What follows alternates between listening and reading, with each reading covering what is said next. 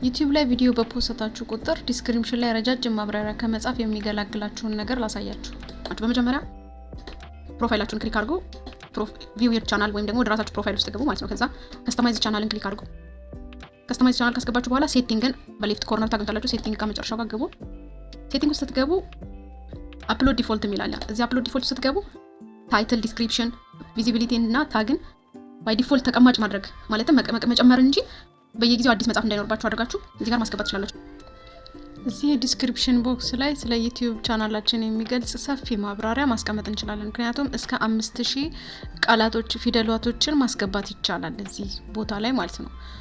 ሰፊ ማብራሪያ ጽፋላችሁ። እንዲሁም ደግሞ በጣም ብዙ ሃሽታጎች ከዩቲዩብ ቻናላችሁ ጋር የሚያያዙ ብዙ ሃሽታጎችን መጠቀም ትችላላችሁ። እነሱን ታስቀምጡና በቀጣይ ቪዲዮ ስትፖስቱ ታይትል እና 2 መስመር ዲስክሪፕሽን በመጨመር ቀጥታ ፖስት ማድረግ ትችላላችሁ ማለት ነው።